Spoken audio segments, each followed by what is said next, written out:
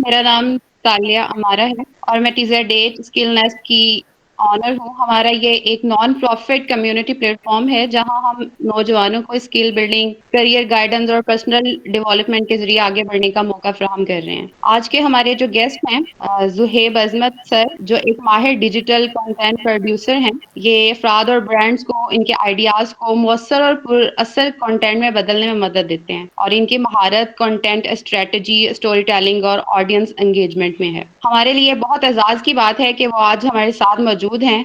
तो आइए ज़्यादा वक़्त ज़ाया किए बगैर हम खुशामदीद कहते हैं सर ज़ुहैब अज़मत को कि वो अपना कीमती इल्म और तजुर्बा हमारे साथ शेयर करें। बहुत बहुत शुक्रिया इतनी तारीफ के लिए। तो इस कम्युनिटी का जो मेन मकसद है वही यही है कि हम ज़्यादा से ज़्यादा हर तरह से अवेयरनेस फैला सकें।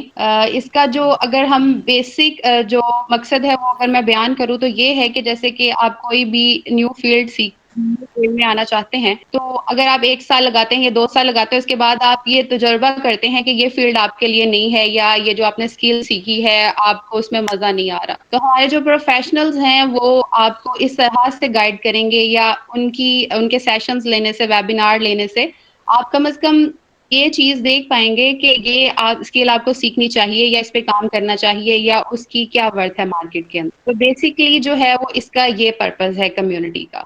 बहुत बहुत शुक्रिया तालिया, और आप सबकी भाई, आप सबका भी बहुत शुक्रिया कि भाई संडे वाले दिन आप लोगों ने इतना वक्त निकाला मेरे लिए और इंतजार भी कर रहे थे। तो सबसे पहले मेरा तरीक़ेकार ये होता है, कोई भी वर्कशॉप हो, कोई भी क्लास हो, वो स्टार्ट करने से पहले एक बार हम दुरूद शरीफ आपका पढ़ने में स्टार्ट जी, ठीक। जॉब बिल्कुल ऐसे ही आपने नहीं छोड़ देना। आपने पहले थोड़ा सा पेपर वर्क करना है, थोड़ा स्ट्रेटेजाइज करना है, फिर आपने जॉब छोड़ना है। फिर मैंने उस तरह जॉब छोड़ दिया और अब मैं टोटली अपना काम कर रहा हूँ। अभी पाकिस्तान के काफ़ी सारे ब्रांड्स हैं जिनके साथ में एज अ क्रिएटर भी काम कर रहा हूँ और एज अ वेंडर भी काम कर रहा हूँ। मतलब बहुत सारे ब्रांड्स हैं जो जिन्होंने मेरा काम देखा है, मेरी प्रोडक्शन देखी है, तो मुझे अपना कंटेंट दे दे। तो मंथ के कुछ कंटेंट में उन्हें स्क्रिप्टिंग भी हमारी टीम करती है, शूट भी करती है और एडिट भी करके हम उनको दे रहे होते हैं। तो ये बहुत मुख्तसर सा तारुफ था मेरा। अच्छा, अभी मेरे तकरीबन 16,000 हो गए माशाल्लाह। मैंने नवंबर में कंटेंट की जर्नी स्टार्ट की थी, इस वक्त मेरे 1200 थे, 1200 से 1500 फॉलोअर्स थे। अच्छा, ये 3-4 महीने तक ना मेरे फॉलोअर्स इतने ही थे, मतलब मैक्सिमम ज़्यादा से ज़्यादा हुए होंगे तो 2000। पता है छक्का कब लगा? और ये छक्का ही लगता है। मैं एक वीडियो देख रहा था तन्मय भट्ट की कि जो कंटेंट क्रिएशन की जो ये फील्ड है ना, इसमें क्या है, आपने बॉल फेंकते रहना है, बॉल फेंकते रहना है, कुछ बॉल मिस भी जाएगी, कभी आप 1 रन लोगे और कभी कभी छक्का भी लग जाएगा। तो मेरी पहली वीडियो थी जो बहुत वायरल हुई थी, मतलब 2 मिलियन हो गए उसके, ये बटरफ्लाई इफेक्ट थी। पता नहीं आप लोगों ने देखी नहीं देखी। तो इस सिर्फ एक वीडियो ने मुझे 6000 फॉलोवर दिलवाए। फिर मेरी एक और वीडियो है कोयटा की, मैंने स्टोरी सुनाई थी। मैं उन सब पर आऊंगा कि मैंने स्टोरी कैसे लिखा, क्या हुआ। उस कोयटा वाली वीडियो ने मुझे तकरीबन 7-8 हज़ार फॉलोवर दिलवाए। तो आपने काम अपना डालते रहना है। ये बहुत अभी मैं सतही तौर पे बात कर रहा हूँ, इंशाल्लाह हम इसको थोड़ा डीप डाउन जाएंगे। तो ये मेरा छोटा सा तारुफ। अब मैं यहाँ से शुरू करता हूँ। सबसे पहले हमारा समझो, अब जो वर्कशॉप स्टार्ट हो रहा है वो यहाँ से स्टार्ट हो रहा है कि भाई मेरा ये मानना है कि जो आता है वो सिखा दो, जो नहीं आता वो आना शुरू हो जाएगा। ये भाई ये ऐसी बात है कि इसको लॉजिक से नहीं समझाया जा सकता, इसको हमेशा एक्सपीरियंस करके समझा या समझाया जा सकता है। आपको कुछ भी आता है, कुछ भी आता है, जैसे अगर आप कंटेंट क्रिएशन स्टार्ट करना चाहते हैं और आपको नहीं आता है ना, तो आपको जो आता है ना वो आप अपने भाई बहनों को, दोस्तों यारों को जो इस फील्ड में बिल्कुल नहीं है या फिर बिल्कुल वो बेरोजगार है, उनके पास कोई स्किल नहीं है, आप उनको सिखाएं। फिर जो आपके पास नहीं है ना, वो अल्लाह ताला इस जगह से आपको देगा कि आप हैरान हो जाएंगे। तो ये इस चीज ने मुझे इतनी मदद दी है कि मैं कुछ कह नहीं सकता। अच्छा, अब मेरा आप लोगों से एक सवाल है। अभी हम बात करना है कंटेंट क्रिएशन की वर्कशॉप में कि कंटेंट क्रिएशन क्या होती है। मुझे जरा आप सबका जवाब चाहिए होगा कि कंटेंट क्रिएशन किस बला का नाम है, क्या होता है ये कंटेंट, होता है हर वो चीज जिसके ऊपर हम बात कर सकें। हर वो चीज जिस पर हम बात कर सके। बहुत अच्छा। मुकद्दस अभी ने कहा अपनी सराउंडिंग को ऑब्जर्व करके आइडिया लेना और ग्राफिकली प्रेजेंट करना, ये भी है। और कोई बताना चाहे, कोई भी जवाब हो सकता है। इन्फॉर्मेशन लेने के लिए या एंटरटेनमेंट लेने के लिए। एंटरटेनमेंट और इन्फॉर्मेशन भी कंटेंट हो सकता है। बहुत अच्छा जवाब है तो आयान। ये आप अपनी चीज को डॉक्यूमेंटाइज कर सकते हैं, जैसे कि आप कोई भी प्रोग्रेस है। दो हाँ फायदे हैं कंटेंट के बहुत अच्छे, लाइक आप सीख भी जाओगे खुद ही हाँ। ऑटोमेटिकली। अब लेट्स से मैं स्टार्ट करता हूँ ग्राफिक डिजाइनिंग सीखना, ठीक है। हम्म और मैं अपना डे 1 डे 2 डे 3 कर दूंगा। मुझे हम्म अंदर दो मोटिवेशन होंगी। हम्म पहली चीज तो मेरा कंटेंट बन रहा होगा, हम्म, एंड द सेकंड इसके मेरे पास मेरी स्किल गेन हो रही होंगी, ठीक है। सही लाइक है। मैं एजेंसी स्टार्ट कर रहा हूँ, मैंने अभी एक वीडियो बनाई है, how I started my agency at the hmm age of 17, ठीक है। तो इसका क्या फायदा हुआ, मेरी एजेंसी भी बन गई साथ साथ, मेरा कंटेंट भी। अब एजुकेशनल कंटेंट ना बड़ा हेल्पफुल है, मतलब कंटेंट क्या है आपने पूछा ना, तो कंटेंट दो तरीके के, तीन तरीके के होते हैं मैक्सिमम। या तो एंटरटेनमेंट हो गया, एक गेमिंग का था, वो मेरे ख्याल में अब बहुत कम हो गया है, लाइक इक्का तुक्का है, जैसे टेक्नो गेमर्स वगैरह चला रहे हैं। ठीक लेकिन है। अभी जो मेन है ना वो एजुकेशनल है, जैसे इरफान जनेजो वगैरह, हर वीडियो से अगर लोगों को फायदा हो रहा है वो कंटेंट है, दैट्स इट। ठीक है, बहुत अच्छे। और कोई अपना इनपुट देना चाहेगा? जैसा कंटेंट जो होता है हर कोई ऑनलाइन चीज जो कि डिजिटल हमारे पास पड़ा है, ऐसी चीजें जो हमारे पास इंटरनेट पे एग्जिस्ट करते हैं वो कंटेंट होते हैं, जैसे ब्लॉग्स होते हैं, वीडियोस होते हैं। बहुत अच्छा जवाब, आप सबका जवाब बहुत अच्छा था अपनी अपनी जगह पर। डिजिटल फुटप्रिंट जो भी हो वो किसी भी फॉर्म में हो, चाहे वो कॉमेडी हो, एंटरटेनमेंट हो, एजुकेशनल हो, इंफॉर्मेशनल हो, वो कंटेंट होता है, ठीक है। लेकिन अब सवाल ये है, कंटेंट हम सबको समझ आ गया कंटेंट क्या होता है, लेकिन अब मेरा सवाल ये है कि इस स्क्रॉलिंग कल्चर में जहां पर इतनी स्क्रॉलिंग होती है, वहां पर याद कैसे रहे हम, मतलब कोई हमें याद क्यों रखे। मतलब मैं और आप यूट्यूब, टिकटॉक, इंस्टा, वट जितने भी कंटेंट के प्लेटफॉर्म है, उस पर इतना कंटेंट देखते हैं कि हर 15 सेकंड पे हम एक वीडियो स्वाइप कर रहे होते हैं, 15, 20, 30 सेकंड पे। तो अब सवाल मेरा ये है कि इस स्क्रॉलिंग कल्चर में हम याद कैसे रहें। कोई जवाब देना चाहेगा इस पे? जी हसन याद। अपना कोई सर हम इस तरह से रह सकते हैं याद में कि हम अपना कोई सिग्नेचर, कोई ऐसा मूव कर लें, अपना कोई ऐसा सिग्नेचर बना लें हर वीडियो में जो हर बंदे को याद रह जाए। जैसे एक स्पेशल कोई डायलॉग होता है या कोई एक स्पेशल एक मूव होता है वीडियो के अंदर, जो अगर आप एक देखते हैं किसी भी क्रिएटर को तो आपको वो चीज याद रह जाती है। सही है, बहुत अच्छा। चले, बहुत अच्छा। और कोई जवाब देना चाहेगा? सर वो बेसिकली इसकी एक और सबसे बड़ी मिसाल ये है कि एक आप मिनट अगर देखें। सीधी बात भी आप कह रहे थे। नहीं, आप उनको चलें, भाई को बोले बोले बोले आप। सर आप कह दें, आप सीनियर है, आप कह दें। आप दोनों रुक जाए, मैं कह देता हूँ। चले मैं बता देता हूँ। सबसे बेस्ट पार्ट ये है कि आजाद चाय वाला अगर आप देखते हैं, ऑनेस्टली मैं नहीं देखता, ठीक है ना, तो उसमें जो सबसे बेस्ट पार्ट मुझे लगा, फिर मैंने उसको देखना शुरू किया। उसने अभी कुछ अरसे पहले से अपनी वीडियो में right top of the corner दुरूद पाक और अस्तगफिरुल्लाह उसने टैग करना शुरू किया। तो अब आप सोचें कि उसके लाखों फॉलोवर्स हैं। मैं उसको पर्सनली नहीं फॉलो करता, ना मैं देखता हूँ, जस्ट मैंने फॉलो किया। उसकी ये दो जो नया उसने ट्रेंड ऐड किया अपनी वीडियोस में, पेज में आप देखें रिसेंटली पिछले 5-6 महीने से उन्होंने दुरूद पाक और अस्तगफिरुल्लाह राइट और लेफ्ट साइड पर लिखना शुरू किया। तो अब आप सोचें कि लाखों उनके व्यूअर हैं और लाखों या करोड़ों लोग जो उनको देखते हैं, तो एक बंदे की भी नजर पड़ती है, अगर वो ना भी पड़ता है, सिर्फ नजर पड़ने पर जो अल्लाह पाक उसको अजर अता फरमाएंगे, तो अब आप नोट कर सकते हैं कि वो वीडियो की रीच कहाँ तक जाएगी। तो मैंने जस्ट देखना इस सेंस में किया। मुझे नहीं पता कि वो क्या करते हैं, क्या शेयर करते हैं, मैंने जस्ट देखना ही शुरू किया, मुझे बहुत अच्छा लगा। और मैंने भी ये कोशिश की कि मैं जो का कोई काम करता हूँ, कोई पोस्टर बनाता हूँ, कोई वीडियो बनाता हूँ, कोई शेयर करता हूँ, तो कोशिश करता हूँ कि इस तरह की चीज ऐड करूँ ताकि लोगों के दिमाग पे लगे और वो कभी ना भूलने वाली चीज हो।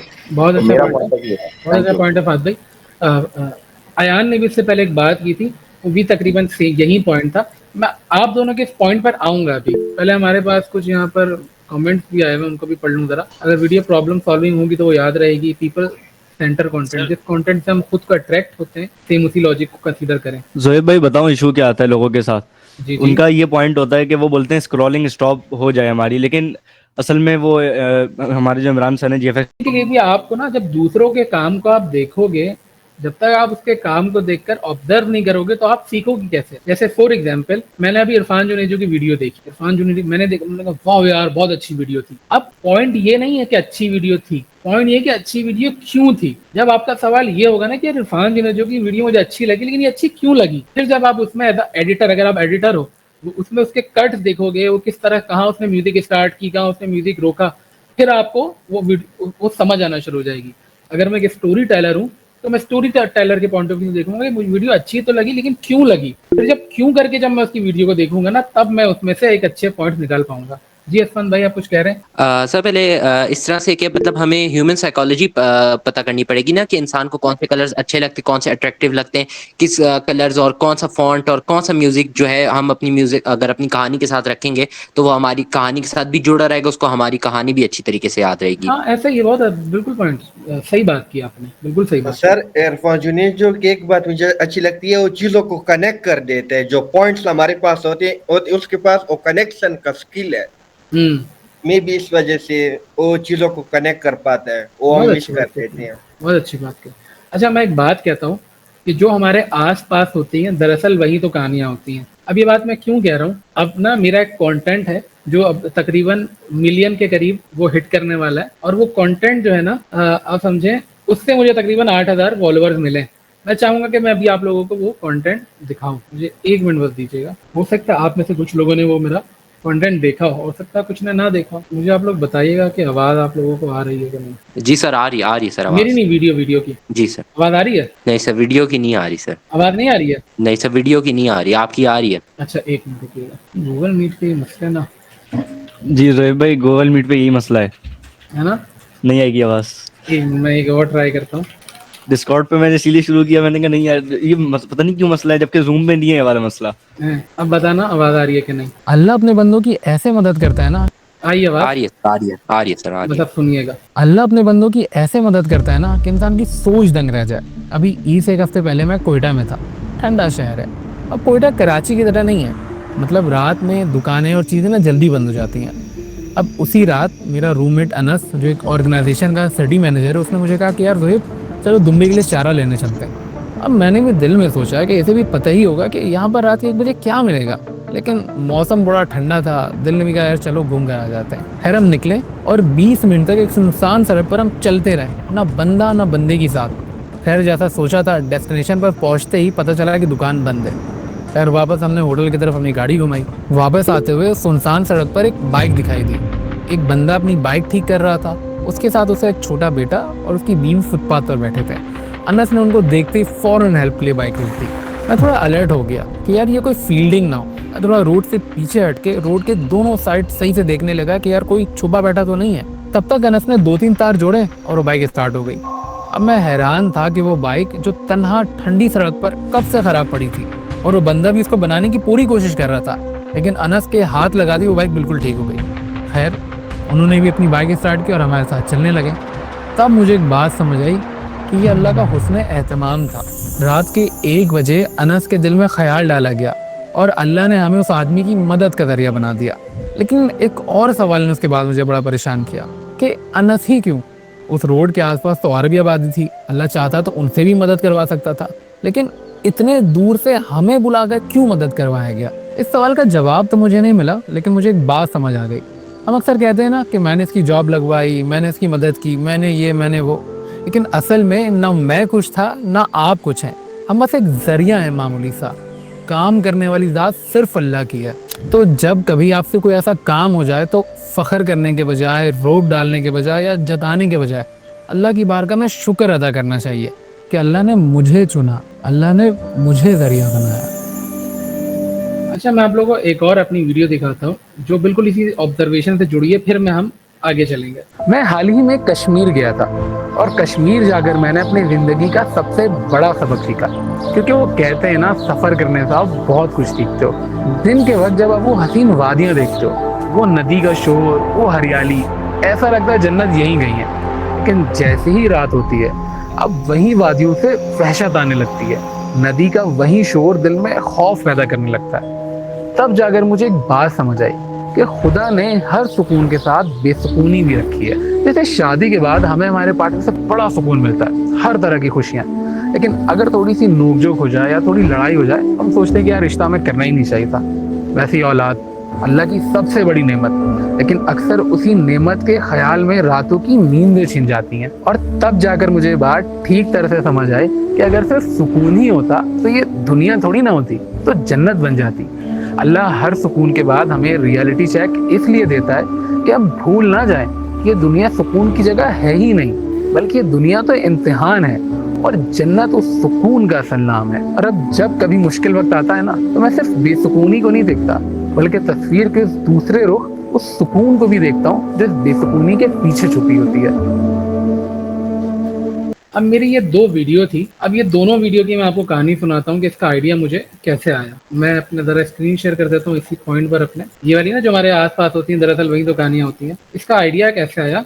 यार मैं कश्मीर गया था ना, तो अब कश्मीर में दिन भर हम घूमते थे, तो यार इतनी खूबसूरत है। हम वाकई में, मुझे बात की जाती है कि जन्नत का टुकड़ा है, तो हकीकत में आप बोलते हो यार कि वाकई में कश्मीर ऐसी ही जगह है। अच्छा, मेरी ख्वाहिश थी कि क्योंकि कराची में इतना लाइट पोल्यूशन है कि सितारों की तस्वीर आती नहीं है। तो मेरी ख्वाहिश थी कि जब मैं कैमरा लेकर गया था कि जब मैं कश्मीर जाऊंगा और हम एक अड़ंकिल एक जगह है, वो वैसी कश्मीर ऊंचा है और अड़ंकिल उससे भी ऊंची जगह है। तो अड़ंकिल में ना रात में मैं तकरीबन 2-3 बजे बीच जंगल में जाकर मैं तस्वीर लूंगा। अच्छा, आज जब हम अड़ंकिल गए तो पूरी फैमिली के साथ हम जंगलों में भी घूमे, ऊपर ग्लेशियर में भी गए, तब सबको बड़ा मजा आया। अच्छा, रात में मैंने कहा यार मैं जा रहा हूँ तस्वीर लेने, तो मेरी पूरी फैमिली ने रोक दिया। मेरे बहनों ही मेरी बहनें सबने रोका, नहीं नहीं नहीं भाई, कोई कह रहा है नहीं उधर चुड़ैल होगी, कोई कह रहा है जंगली जानवर होंगे, मतलब सबने अपनी अपनी मंतक लगाई। क्योंकि यार वाकई में रात के वक्त ना आप जंगल को देखते थे, एक वहशत आती थी, तो किसी ने मुझे जाने नहीं दिया। तो वहां पर मुझे एक बात समझ आई कि यार जिस चीज से हमें दिन में सुकून मिल रहा था, वही चीज हमें रात में खौफ दे रही है। तो ये दुनिया में हर चीज में ऐसे ही रखा गया, मतलब कोई भी चीज है, हर चीज के दो पहलू हैं। अगर किसी चीज से आपको खुशी मिल रही है ना, तो उसकी एक कॉस्ट होगी कहीं ना कहीं। तो ये कॉन्सेप्ट मुझे बड़ा, जब मुझे ये क्लिक हुआ ना, मैंने कहा ये कहानी तो बड़ी बेहतरीन है। इसको फिर मैंने अपने तरह से सुना दी। अब जो ये कोयटा वाला मामला भी जो मेरा हुआ, तो यकीन करें मुझे 2 दिन तक तो समझ ही नहीं आ रहा था ये हुआ क्या। मतलब हम खामखा रात 1 बजे दिल में हमारे ख्याल डाला गया, हम इतनी दूर गए और वो सिर्फ हमारा जाना ही उस बंदे की मदद के लिए था। अब ये कहानी, अब ये दोनों ये जो स्पेशली कश्मीर, ये कोयटा वाली कहानी है ना, पता है लोगों को हिट क्यों हुई? क्योंकि आप लोग एक चीज नोट कीजिएगा कि चाहे जेन जी आ जाए, जेन अल्फा बीटा गामा, कोई भी जनरेशन आ जाए, इंसानों के जो रॉ इमोशंस होते हैं ना, चाहे वो भाई बहन की मोहब्बत, बाप बेटी की मोहब्बत, बीवी शौहर की मोहब्बत, रॉ इमोशन ना हमेशा लोगों को हिट करते हैं। चाहे कोई जेन जी का जितना ही कूल बच्चा हो, जो बहुत मॉडर्न हो, लेकिन किसी की माँ बीमार होती है, उसकी आंखों में आंसू आएंगे। तो मैं कोशिश करता हूँ कि मेरी जितनी भी वीडियोस हो ना, उसमें वो रॉ इमोशन मैं कहीं ना कहीं डालूं। एक तो मेरी कहानियां मेरी अपनी होती है, मैं अपने आसपास से निकालता हूँ। तो आसपास से मैंने कैसे निकाली मैंने आपको बताया। मैं आपको एक और एग्जांपल देता हूँ। मैं ना कोयटा पढ़ाने जाता हूँ हर हफ्ते जहाज से, मैं जहाज से जाता हूँ और जहाज से आ जाता हूँ। तो बलूचिस्तान ना कभी मतलब हमेशा मैंने ऊपर से देखा है कि बस ठीक है पहाड़ नजर आ रहे हैं और 1 घंटे में मैं कोयटा लैंड कर गया। एक बार इंडिया पाकिस्तान की जो जंग हुई थी अभी, तो उसमें ना एयर स्पेस टोटली बंद हो गया था, तकरीबन 5-6 दिन तक बंद थे और मुझे घर लाजमी आना था। बलूचिस्तान के हालात भी थोड़े ठीक नहीं है, बस से आना सेफ नहीं, लेकिन मैंने कहा नहीं भाई अब मुझे घर पहुंचना ही पहुंचना। अच्छा, मैं बस से जब आया ना, तकरीबन 4 महीनों तक हो गए थे मैं एयरप्लेन से आना जाना कर रहा था। तो अभी तक समझे मैं बलूचिस्तान को सतही लेवल पे देख रहा था कि यार ठीक है बलूचिस्तान है। लेकिन उस दिन क्या हुआ, मैं जो 12 घंटे का सफर करके कोयटा से कराची आया हूँ, तो मैंने ना अंदर से उसको देखा है, मैं डीप डाउन गया हूँ।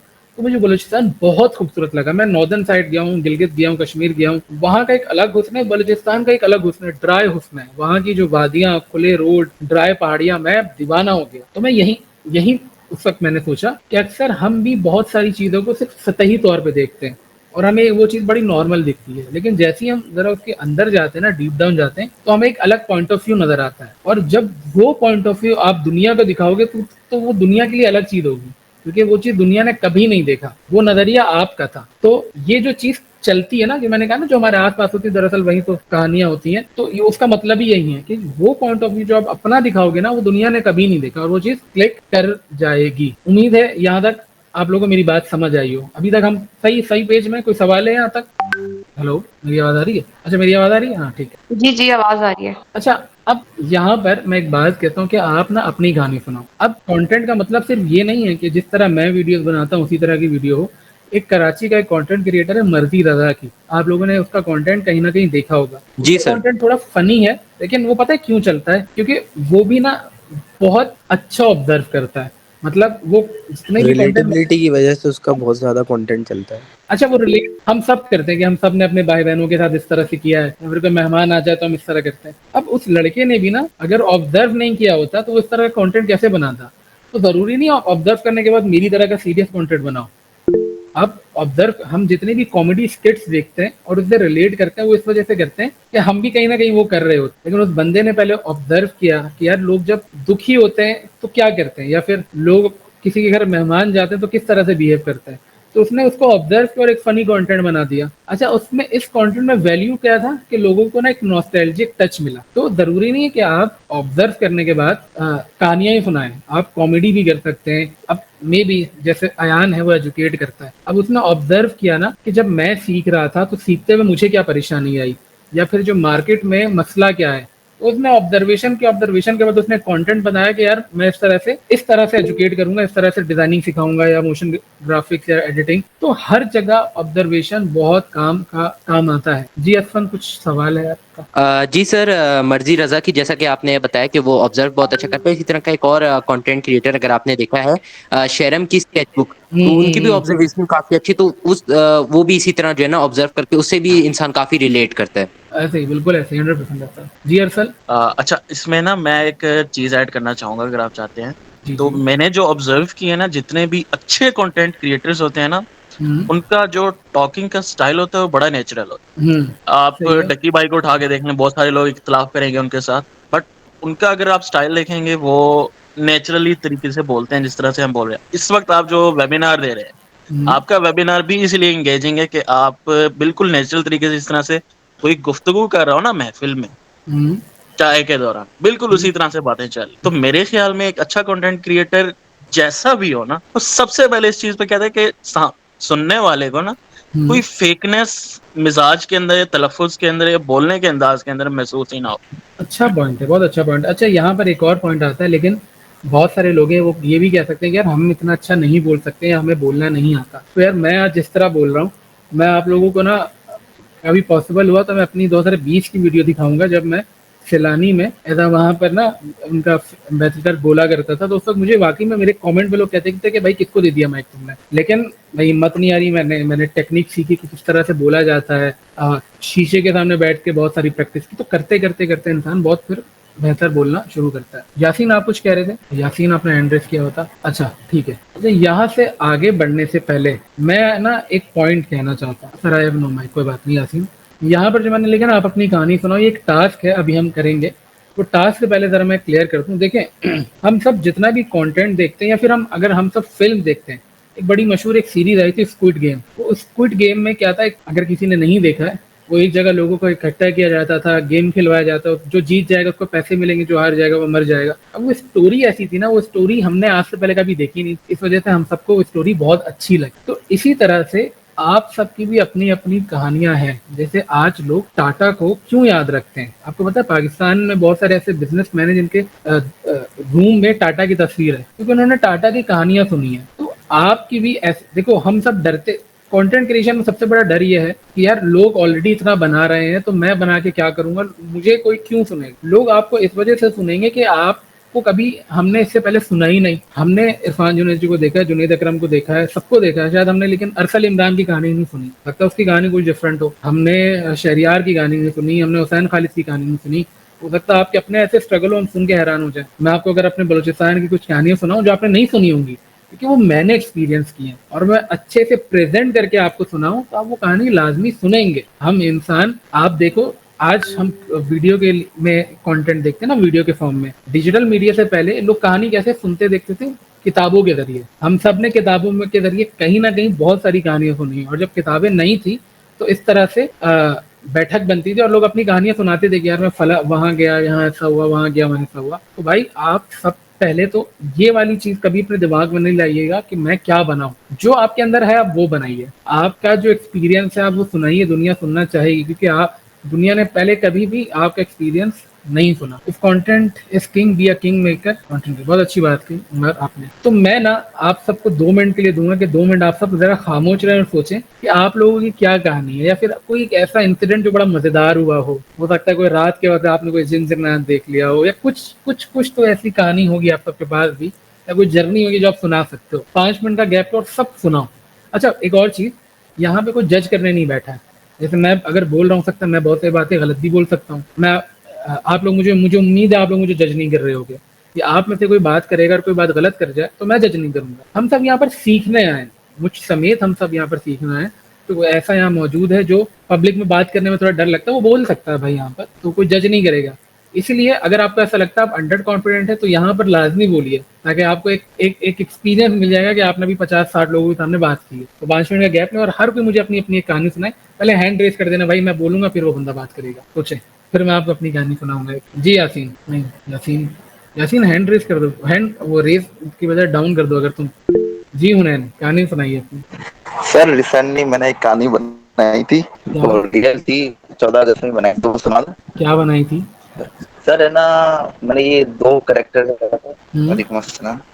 सर 2 कैरेक्टर किया था, दोनों मेरा ही था। बस याद ये है कि वो पूछता है भाई, हाँ भाई 14 अगस्त में बैच चिपका लिया क्यों? अबे यार छोड़, 14 अगस्त स्टार्ट होते ही एक कहानी आ जाती है। भाई कौन सी कहानी हुनैन सुना? हुनैन हुनैन हुनैन हुनैन हुनैन हुनैन मैं कोई स्क्रिप्ट सुनाने नहीं कह रहा, तुम्हारी ना जिंदगी ना, में कोई अबे कहानी छोड़, हुई हो। अबे यार सुना ना। हुनैन हुनैन हुनैन सब सुनो बच्चे, मैं ये कह रहा अच्छा हूँ सर। कोई स्क्रिप्ट नहीं सुनाओ, कहानी सुनाओ। जैसे तुम जी मुझसे, जी जी जी यार एक जी कहानी जी। है जो शायद दुनिया ने नहीं सुनी, कि तुम मुझसे सैलानी में एक दफा मिले थे, तुमने मुझसे बात की, वो भी एक कहानी है ना, वो कहानी सुना दो। जी मैं बोला बस कहानी सुनाओ कोई भी यार। शुमाइम भाई आप सुनाए कहानी, चले। हेलो। अस्सलाम वालेकुम, आवाज़ आ रही है मेरी?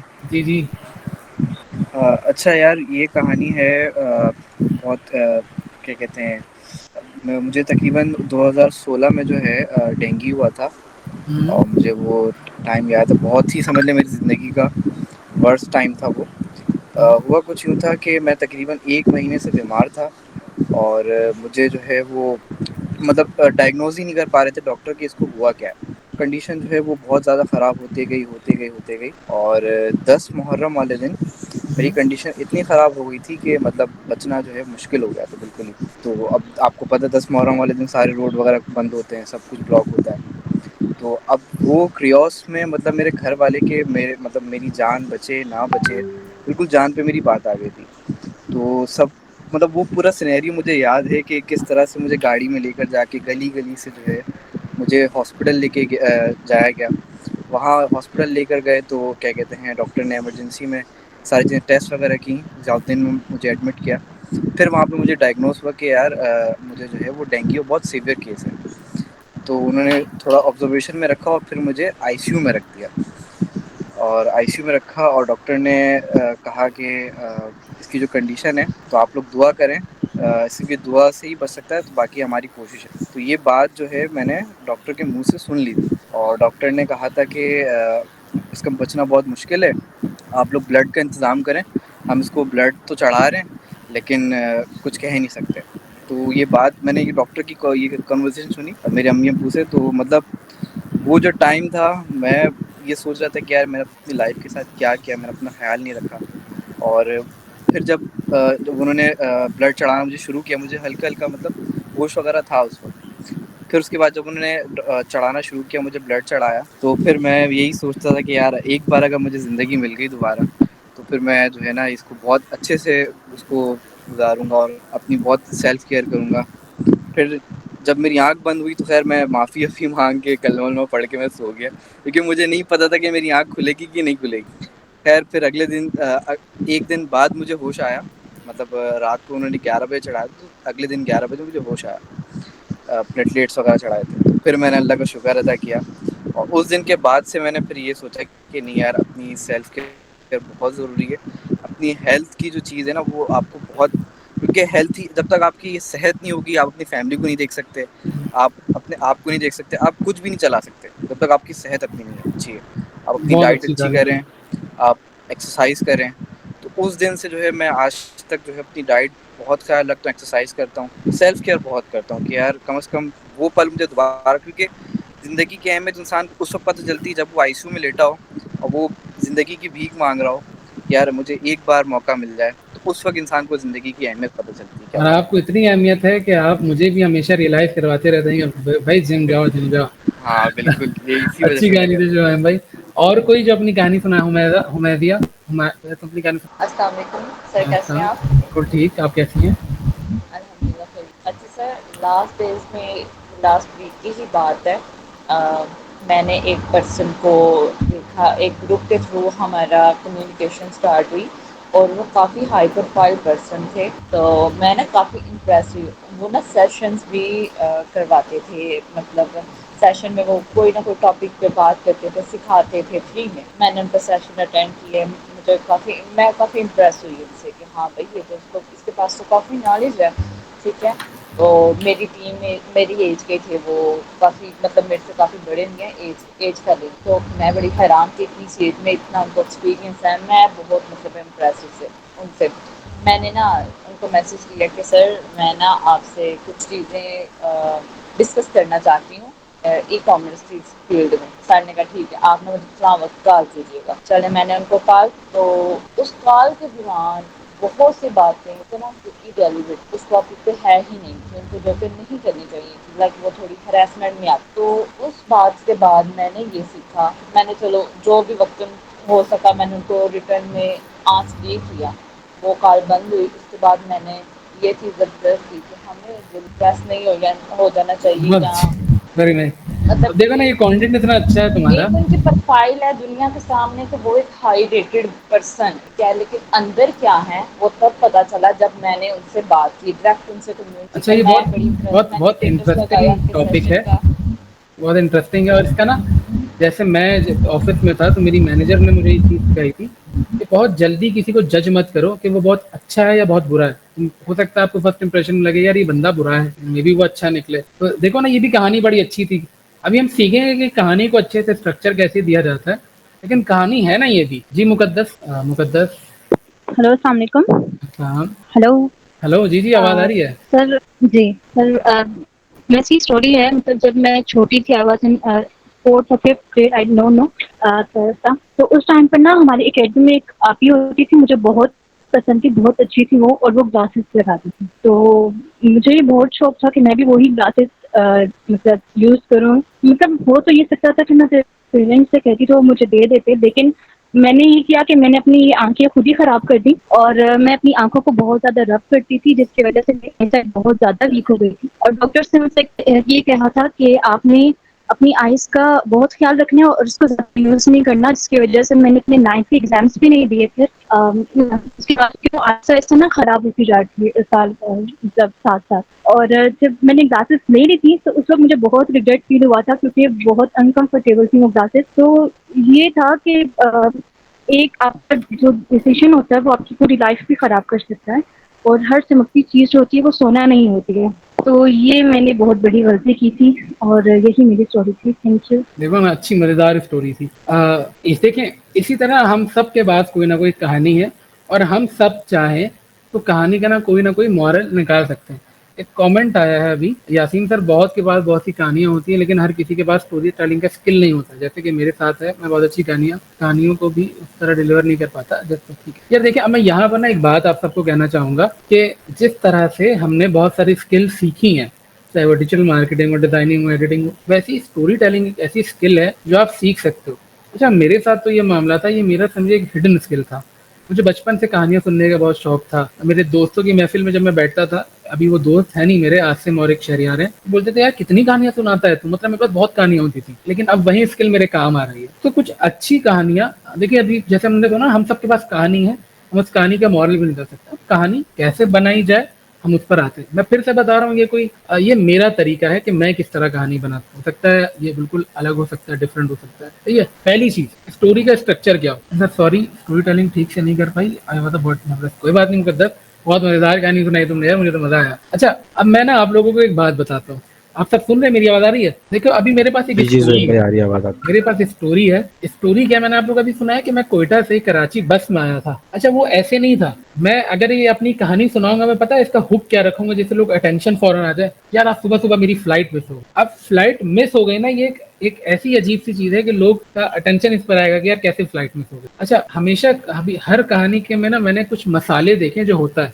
सबसे पहला hook, conflict, twist, tension and solution. अब मेरी इस कहानी का हुक क्या था कि मेरी सुबह सुबह फ्लाइट हो गई कैंसिल, सही है, और कॉन्फ्लिक्ट क्या कि मैं 3 दिन से कोयटा में फंसा हुआ हूँ। अब मैं क्या करूँ, मेरी फ्लाइट भी कैंसिल हो गई, मैं कोयटा में फंसा हुआ हूँ। फिर मुझे पता चला कि यार कोयटा से 12 बजे या 1 बजे जो है ना बस निकली जाती है। अब इसमें टेंशन ये आ गई कि भाई ठीक है, ट्विस्ट तो मिल गया कि ठीक है मैं कोयटा से वापस जा सकता हूँ बस के जरिए, लेकिन अब टेंशन ये है कि उस वक्त बज रहे हैं सिर्फ आधा घंटा बाकी है, और मैं जहाँ हूँ वहां से बस अड्डे में 25 मिनट का रास्ता है, और टाइम बचा ही आधा घंटा। अब वो टेंशन की यार मैं पहुंच पाऊंगा नहीं पहुंच पाऊंगा। मतलब अगर आप बहुत मूवीज देखो ना जो आपको बहुत पसंद है, आप नोट करना कि उसमें हुक होगा, फिर पहले कॉन्फ्लिक्ट होगा कि यार बंदा फंसा हुआ है, फिर उसको ट्विस्ट होगा, कोई भी ट्विस्ट आएगा, उसको कोई सोल्यूशन हो सकता है मिल जाए, कोई एक आइडिया मिल जाए, हिंट मिल जाए। फिर जब वो सोल्यूशन की तरफ आएगा तो और टेंशन बढ़ जाएगी कि अब पता नहीं यार ये यहाँ पहुंच पाएगा, ये मरेगा, ये जिएगा। और बाकी में मेरे साथ मेरे कहानी में ट्विस्ट थी कि यार 5 मिनट पहले मैं वहां पर पहुंचा और आखिर में क्या हुआ, सोल्यूशन फाइनली बस मिल गई। अब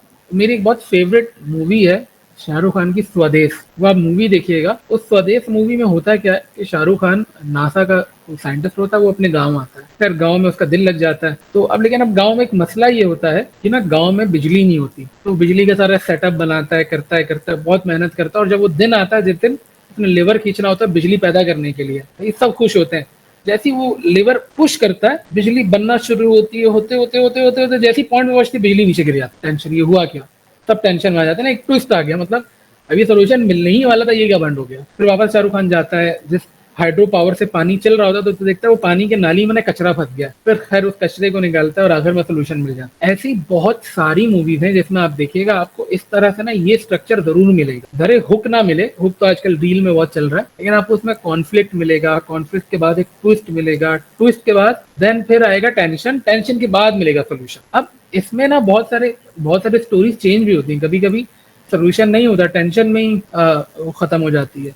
लेकिन एक अगर मैं और आप सिर्फ अभी हम कंटेंट बनाना चाहते हैं डिजिटल मीडिया के हद तक, तो ये स्टोरी स्ट्रक्चर बहुत काम की है। अब देखिए आपके पास जो भी कहानी है, जो भी आपने पहले ये ढूंढना है कि मैं अपने कहानी में सबसे पहली चीज ऐसी क्या बताऊं कि अब जैसे मुकद्दस की कहानी है, मुकद्दस के कहानी का हुक पता क्या सकता है, ये कहानी है मेरे आंख खराब होने की, या फिर जिस दिन मेरे आंख की रोशनी कम होने की कहानी, कुछ ऐसा भी हो सकता है। या फिर शुमाइम ने अपनी कहानी सुनाई, यार मैं मौत के मुंह से बचकर वापस आया हूँ, और ये कहा अब मौत के मुंह से कोई कैसे बच कर है, इससे बड़ा हुक क्या हो सकता है। अब इस हुक में ये कॉन्फ्लिक्ट डालेगा, मुहर्रम था, गलियां बंद थी, फला ढंग का, तो ये एक स्ट्रक्चर है जिसके थ्रू ना, अच्छा अब तो अल्हम्दुलिल्लाह मेरे साथ ये हो गया कि मुझे इस तरह नहीं सोचना पड़ता कि हुक क्या है, कॉन्फ्लिक्ट क्या है, फला ढंग का, लेकिन ये करते करते आया।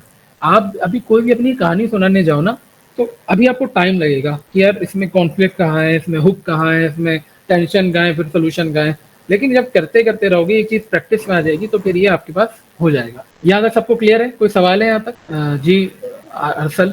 जहर भाई मेरा एक सवाल है, मेरा सवाल ये है कि अगर आपने कैमरे पे ठीक है अपना फेस दिखाना, तो उसके लिए आपको खूबसूरत होना लाजमी है या ऐसे भी चलेगा? भाई मैं हूँ, कोई प्यारा लग रहा बताओ? नहीं ना, चल जाता तो लग रहे हैं ना। ये तो आपकी मोहब्बत है भाई। लेकिन भाई मैं आपको एक बात कहूँ, ये मैंने बहुत देर से सीखा है, लेकिन अल्हम्दुलिल्लाह सीख गया हूँ मैं। पहले मैं बहुत परेशान होता था कि यार क्या है अब आपके मुताबिक अच्छा दिखना क्या है अच्छा दिखना, या फिर अगर कोई अच्छा दिखता है तो अच्छा दिखने का मयार क्या है? कुछ नहीं है भाई, हर का अपना अपना अच्छा अलग होता है। आपका अच्छा दिखना अलग है, मेरा अपना अच्छा दिखना अलग है भाई। हर के अच्छे दिखने का मयार बहुत डिफरेंट है। अगर आप बोलो कि नहीं शाहरुख खान जैसा अच्छा दिखता है, मैं वैसे अच्छा दिखूं, तो पॉसिबल ही नहीं है। वो कैरेक्टर अलग है, आप कैरेक्टर अलग है। तो आप अपना जो बेस्ट हो सकता है आप वो दो। क्या अच्छा बेस्ट होगा भाई? मुंह धोया आपने, सर जाड़ा, अच्छे कपड़े पहने, बस खत्म। अब और क्या अच्छा दिखना है भाई? आपने क्या सर्जरी करानी है, बुटॉक्स छुटॉक ये सब करवाना है? नहीं, हर का अच्छा अपना अपना अच्छा अलग होता है। तो आपने ये टेंशन बिल्कुल भी लेना है कि मैं अच्छा लग रहा हूँ नहीं लग रहा हूँ। सबसे पहली बात छोड़ देना है भाई कि लोग क्या सोचेंगे कि मैं अच्छा लग रहा हूँ नहीं लग रहा हूँ, भाड़ में जाए। मैं अच्छा लग रहा हूँ खुद तो खत्म। और कभी कभी भाई मैं आपको बताऊं, आजकल तो अल्हम्दुलिल्लाह मेरी वीडियोस लोग देख रहे हैं। अभी परसों ना घर में किसी की बर्थडे थी। अच्छा मैं निहायत सुस्त आदमी हूँ, निहायत सुस्त। अगर मैं अभी आप लोगों को थोड़ा अच्छा दिख भी रहा हूँ ना, मैं वैसे इतना अच्छा नहीं रहता। मैं अक्सर सो रहा होता हूँ या फिर अजीब हुलिये में होता हूँ। मैं उसी हुलिये में था। घर में इंसान कैसे रहता है? मैंने शलवार कमीज जो पहनी थी बिल्कुल चूर हो रही थी, इस्त्री नहीं की थी। अब मुझे किसी काम से जाना था मार्केट। चल यार कौन देखेगा, मैं सर पे कैप पहना, बल्कि कैप भी नहीं, मेरे तो आजकल बाल भी बड़े हो गए। मैं निकला, एक लड़के ने मुझे अरे भाई बाइक रोक दी मैंने। वो फुल एकदम फॉर्मल में अच्छी किटी चिटिंग में था। कैसे तो भाई खैरियत से? भाई ठीक था। तो भाई आप तो बड़े मलंग आदमी है, मलंग दिख रहे हैं आप तो, बल्कि मलंग हालत में। अब या तो मैं उसके बाद से वो जाता कि यार मैं देखो कैसा लग रहा हूँ। मैंने उसको बोला यार मलंग आदमी हूँ इसलिए मलंग दिख रहा हूँ, बस खत्म। भाई मुझे नहीं फर्क पड़ता कि मैं लोग क्या सोचते हैं, तो आप भी भाई इतना नहीं सोच, भाड़ में डालें। और कोई सवाल किसी का? मैदिया तुम पूछना चाहती कुछ? हाथ उठाया तुमने? अच्छा जी अहमद भाई। मेरा फिर एक क्वेश्चन है जी कि हुक हम कैसे डिसाइड करेंगे, उसकी क्या क्राइटेरिया क्या होगा हुक डिसाइड करने का? यार हुक तो पहले पढ़े आप, हुक पढ़े। देखिए हुक और 3 सेकंड ऑप्टिमाइजेशन, ये रील में ना 2 टर्म्स है, एक हुक है और एक 3 सेकंड ऑप्टिमाइजेशन। आपको सबसे अच्छा पहले यूट्यूब में जाएं, सीखें क्या होता है। और अगर आपको यूट्यूब में नहीं पर मिल रहा तो आपके पास सबसे अच्छा ऑप्शन है चैट जीपीटी। चैट जीपीटी से जाकर कोई भी आपके पास कहानी है, आपने कहानी लिख ली, आप चैट जीपीटी को दें, आपको बोलो आप बोलो यार इसका हुक तैयार करो। अब हुक होता क्या है? देखिए हुक ना आपने अटैक, जैसे मछली आप शिकार कर रहे हैं तो हुक क्या करता है? मछली को पकड़ लेता है। या फिर हुक से किसी चीज को पकड़ लेना आपको, तो आपकी कहानी में हुक वो होगा कि ऑडियंस को पकड़ ले। अब जैसे मैंने बताया ना, शुमाइम की कहानी में वो डेंगी था, हुक क्या है कि यार मैं मरते मरते बचा। अब किसी को भी अगर आप कोई भी कहानी सुना रहे हो, वो देखेगा यार कौन मरते मरते बचा, तो ये एक अच्छा हुक हो सकता है। अच्छा, कोई चीजें विजुअल हुक भी होती है, आपने बोला नहीं, आपने वीडियो स्टार्ट हुई, आपने एक प्लेट तोड़ दिया। अब एक नॉर्मल एक चीज चल रही है ना, उससे हटकर कोई भी चीज होगी तो वो हुक बन सकती है। अब जैसे नॉर्मल कोई मरते मरते नहीं बचता, लेकिन अगर आपने अपनी कहानी बताया, अब जैसे मैं एक स्टोरी सोचता हूँ, मैंने अब तक वो वीडियो बनाई नहीं, लेकिन कभी मैं कश्मीर सीरीज बनाऊंगा ना, तो मेरी कश्मीर सीरीज का पता है हुक क्या होगा? आप लोग कभी कश्मीर मत जाइएगा अगर आप कोई सॉफ्टवेयर इंजीनियर है या फिर आप नाइट शिफ्ट करते हैं। अब ये एक ऐसा हुक अजीब सा होगा ना कि आपने कभी कश्मीर नहीं जाना, क्यों नहीं जाना? तो हुक हमेशा वो होता है जो ग्रैब कर ले, और हुक हमेशा नॉर्मल से हट कर होगा, एक ऐसी चीज जो बिल्कुल अलग है। क्लियर हुई? मैं सही समझा पाया अहमद भाई? जी जी sure, thank you very much भाई। शुक्रिया। और कोई सवाल है किसी का यहाँ तक? नहीं है। अच्छा, मैं हाँ, कोई सवाल है शायद, हुनैन का सवाल है। हुनैन पूछो बेटा। सर है ना, मैंने रिसेंटली एक पूरी स्क्रिप्ट करके फुल रेडी था कि अब बनाऊंगा, ये उसमें हिचकिचा रही कौन दिखेगा क्या होगा। कोई नहीं देखे, तुम अकेले देखो, कोई फर्क नहीं पड़ता। देखो, पहली चीज, एक चीज मैं, बहुत अच्छा सवाल पूछा, मैं आप सबको भी यहाँ बता दूं, अगर आप कंटेंट सिर्फ बना रहे हैं इसलिए कि लोग देखेंगे, या फिर मैं जो लोग देखेंगे मैं वो बनाऊंगा, तो आप बहुत जल्दी फेल हो जाएंगे, या बहुत जल्दी उस तरह का कंटेंट बनाने लगेंगे कि लोग आपको गालियां दें। देखिए, इरफान जो ने जो एक हमेशा मैंने उससे सीखी है, इरफान भाई से, इरफान भाई कभी वो कंटेंट नहीं बनाते जो आवाम चाहती है। क्योंकि कल को आवाम, देखो, हो सकता है आप आए हो अपने इस टेस्ट के साथ, लेकिन आवाम ने कहा यार थोड़ा ये बनाओ, और आप खिसकते इतने आप घूम गए हो कि आप जो ओरिजिनल थे वो रही नहीं। फिर वही ऑडियंस बोली कि तुम तो पहले ऐसे थे। अब मैं आपको बताता हूँ, मेरी एक वीडियो सबसे पहले जो वायरल हुई थी वो बटरफ्लाई इफेक्ट हुई थी। बटरफ्लाई इफेक्ट पाकिस्तान, पहले इंडिया में वायरल हुई, इंडिया के बाद पाकिस्तान में मुझे मैसिव फॉलोइंग मिली। अच्छा, उसमें एक कमेंट था कि अगर तुमने अगले रील ना इसी टॉपिक पे नहीं बनाई या जैसे नहीं बनाया तो मैं अनफॉलो कर देंगे। और अगर मैं अपने उसी ऑडियंस को खुश करने के चक्कर में उसी तरह का कंटेंट बनाता तो मैं टाइप का था उसी तरह के कंटेंट में। तो ये कभी मत सोचिएगा आप सब कि मैं वो बनाऊंगा जो ऑडियंस बनाएगी, बल्कि आपने वो बनाऊंगा जो ऑडियंस देखेगी, बल्कि आपने वो बनाना है जो आप बनाना चाहते हो। अरे भाई, मैं और आप जॉब तो कर ही रहे ना, हम जॉब में आकर जो क्लाइंट को काम करके दे रहे हैं जो क्लाइंट चाहता था, एटलीस्ट एक चीज तो ऐसी हो जो मैं खुद चाहता हूँ। अब जैसे मैंने कंटेंट जब बनाना शुरू किया पिछले साल नवंबर में, तो मैं ना, अब देखो, अगर कोई एडिटर है यहाँ पर या फिर डिजाइनर है, जो भी है, आपको पता है टाइपोग्राफी में एक रूल होता है, इसी रूल से चलना है। लेकिन मुझे हमेशा दिल करता था यार मैं रूल को ब्रेक करूं, लेकिन कॉर्पोरेट में नहीं मौका मिलता था। अपने वीडियो में भैंस की टांग मैं इस तरह टेक्स्ट पीछे लगा रहा हूँ, आगे लगा रहा हूँ, मतलब अपने तरह से रूल तोड़ रहा हूँ, और लोगों को पसंद आ रही थी। फिर मेरे ऑफिस में बोला कि यार तुम ऑफिस में इस तरह का काम क्यों नहीं करते? मैंने कहा भाई, मुझे रूल से आप लोगों ने कभी बाहर ही नहीं निकलने दिया। तो अपने कंटेंट का सबसे अच्छा फायदा ये होता है कि आप वो बनाते जो आप बनाना चाहते। अगर आप ऑडियंस के लिए बनाओगे ना भाई, तो फिर आप बहुत मुश्किल हो जाएगा। और एक बात हमेशा याद रखिएगा, आपके दिल में ये डर आएगा कि यार मुझे कौन देखेगा, अगर मैं ऑडियंस के लिए नहीं बनाऊं, अपने लिए बनाऊंगा तो मुझे देखेगा कौन। तो ये बात आपको याद रखिएगा कि देर या सवेर आपकी ऑडियंस आपको ढूंढ लेगी। देखिए, दुनिया में ना, जैसे मेरा एक दोस्त है, मुसलमान है वो, लेकिन वो गोश्त नहीं खाता। वो दुनिया में अकेला तो नहीं है, उसके जैसे और भी बहुत सारे लोग हैं जो गोश्त नहीं खाते। अब जैसे मैं हूँ, मुझे आम नहीं पसंद है, वैसे पसंद है, एक मिसाल से कह रहा हूँ, तो मेरे जैसे दुनिया में और भी लोग हैं। तो अब जब कंटेंट बनाओगे ना, तो आपकी ऑडियंस आपको ढूंढ लेगी। तो अब जैसे मैं अपनी एक बात कहूँ, आज के दौर में मुझे सब कोई कहता है कि यार फास्ट पेस दौर है, खट खट खट यूं कहानी सुनाओ, लेकिन नहीं भाई, मैं आप मेरी वीडियो देखो, मेरी कहानी जब आप वीडियो देखने बैठोगे तो आपको ऐसा लगेगा कि एक तेज दुनिया से आप थोड़ी देर के लिए ठहर गए हुए कहानी सुनने के लिए। अब जिसको नहीं सुनना है वो नहीं सुने, लेकिन जिसको सुनना है तो पूरी सुनेगा। और बहुत से लोग ऐसे हैं यहाँ पर जो अल्हम्दुलिल्लाह मेरी पूरी कहानियां सुनते हैं। मैं थोड़ा कुछ कमेंट पढ़ लेता हूँ यहाँ पर। क्या अपने लिए कंटेंट बनाओ, उमर भाई कह रहे हैं, बनाते रहो, ऐसा लोग देखना शुरू कर देंगे और फिर आपकी कंटेंट का इंतजार करेंगे। ऐसे ही है, हम आपकी वजह से ग्रो करें, आप आवाम की वजह से नहीं। यूनिकली प्रेजेंट की गई वो बहुत क्रिएटिव आइडिया था। मैं दिल की कह रहा था, ममनू ने क्या, मुझे किचन नहीं पसंद, खाना स्मेल आती। ठीक है, तो किचन नहीं पसंद है, ठीक है। यहाँ तक सबको उम्मीद है क्लियर हो गई होगी मेरी बात। अच्छा, मुझे एक चीज याद करवाइएगा, मैं एक चीज लिख देता हूँ यहाँ पर, कर्व्स ऑफ टाइप कास्टिंग। ये अगर मैं कभी भूल गया तो मुझे याद दिलाइएगा, मैंने लिख दिया। अच्छा, हम आगे चलते हैं। अब आप सबके पास कहानी है, लेकिन आपको नहीं पता हुक कैसे डालें, कॉन्फ्लिक्ट कैसे डालें, ट्विस्ट कैसे डालें। भाई, आपके पास सबसे अच्छा टूल फ्री में मौजूद है, वो है ChatGPT। अच्छा आयशा, तुमने हैंड रेस किया था, कोई सवाल था तुम्हारा? जी, नहीं, मुझे कंटेंट के हवाले से बात करनी थी। जैसे तो हमारा कंटेंट होता है ना, फर्स्ट 3 सेकंड्स में इस चीज पे फोकस करती हूँ क्योंकि बहुत इंपॉर्टेंट होते हैं। स्क्रॉल करने के या स्क्रॉल स्टॉपिंग के, ठीक है ना। अगर आपने वहीं पे अगर कोई ऐसी क्यूरियोसिटी क्रिएट नहीं की जिससे उसको लगे कि ये उसके काम की चीज है या उसको वाकई देखनी चाहिए, वो स्क्रॉल कर देते हैं। जैसे कोई कनेक्शन उनको कनेक्ट कर रहा है, कोई इमोशन आप डिलीवर कर रहे हो, कोई एडवाइस हो गई, कोई टिप्स हो गई। फॉर एग्जांपल मैंने जब एनिमेशन से डिजाइनिंग पे मैंने जर्नी स्टार्ट की, तो मैंने डिजाइनर्स को जब फॉलो किया ना, तो मैं उन डिजाइनर्स को फॉलो करती थी जो कि मुझे लगता था मेरे काम आएगा। जैसे फोटोशॉप के हवाले से कोई टिप्स हो गई, कोई एडवाइस हो गई, कोई ऐसे विजुअल स्टोरी टेलिंग हो गई जो कि मुझे लगता है मेरे काम आ सकता है। मेरी फीड में वही चीज दिखेगी, ठीक है ना, मैंने उन्हीं से ज्यादा रिलेट कर पाती हूँ। जब मैं आफ्टर इफेक्ट्स करती थी तो मैं आफ्टर इफेक्ट्स के लोगों की वो चीजें फॉलो करती थी जो मुझे लगता था मेरी फीड में मुझे काम आएगी, जो कि मैं अगर मैं स्क्रोलिंग भी कर रही हूँ तो वो वेस्ट ना जाए, मैं उससे एक सेकंड भी कुछ सीख पाती हूँ तो मैं सीखूं। बहुत अच्छी बात है। गौरी, अफ्ताब, गौरी तुम कुछ पूछ रहे थे, कहना चाह रहे हो? जी ज़ोएब भाई, मैं ये कह रहा था कि चैट जीपीटी का टी छोटा है और जीपी बड़ा है। तुम बहुत अच्छे ऑब्जर्वर हो यार। अच्छा, चैट जीपीटी पर आते हैं। खैर, जब से ये गलती देख है। रहा था कि टी छोटा है और स्क्रिप्टिंग की लाइन ऊपर आ रही है।